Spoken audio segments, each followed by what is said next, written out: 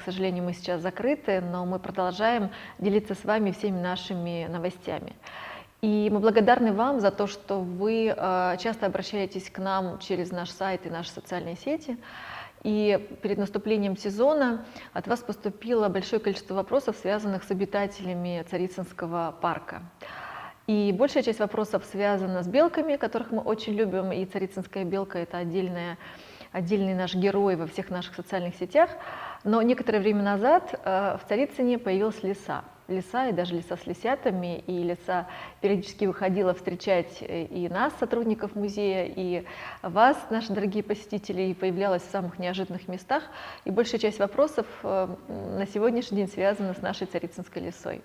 Я бы хотела сейчас часть этих вопросов зачитать, но и сразу ответить на них. А ответы на эти вопросы мы получили от компетентных специалистов, зоологов, которые рассказали о том, как же следует реагировать, в принципе, не только на царицынскую лису, но на любую лису, которую вы встретите в лесу или в парке. Почему лиса такая тощая? Мы привыкли, особенно на картинках, к образу пушистой лисы, но на самом деле лиса, как и заяц, линяет.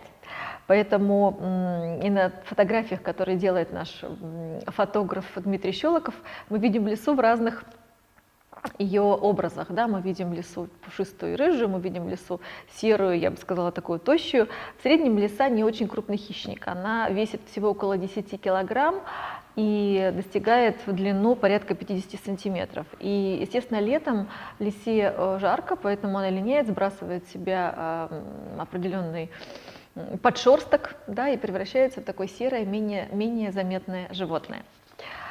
Вопрос о том, как же кормить лису. И вот один из неожиданных вопросов: можно ли кормить лису докторской колбасой? Кто-то собирается ей принести сало, а кто-то хочет организовать ей кормушку. Так вот, дорогие наши будущие и настоящие посетители, конечно, лису подкармливать ничем нельзя. Лисы питаются грызунами. В нашем парке большое количество грызунов. У нас была обнаружена одна из самых больших популяций хомяков.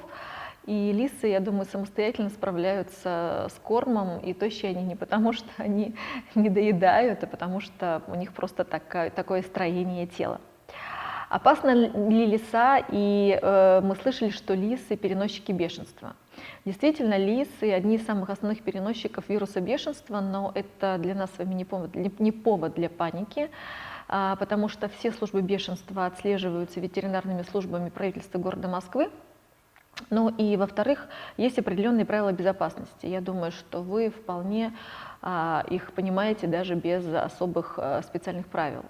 Да, эти правила говорят о том, что при встрече с лисой лучше оставаться на месте, лучше издали за ней понаблюдать. И на самом деле сама лиса сторонится контакта с человеком, и когда вы вдруг встречаете лису, в общем, она не представляет для вас опасности. Она не агрессивное животное, и если ее не трогать, то она сама никого не будет беспокоить. Вопрос относительно нашей лисы: самка это или самец?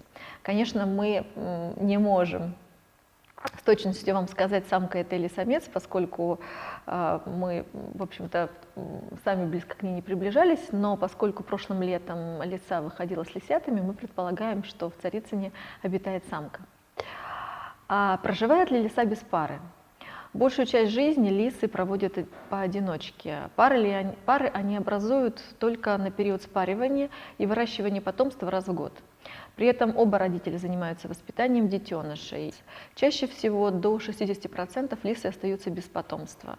Так что не стоит переживать за одиночество царицынской лисы.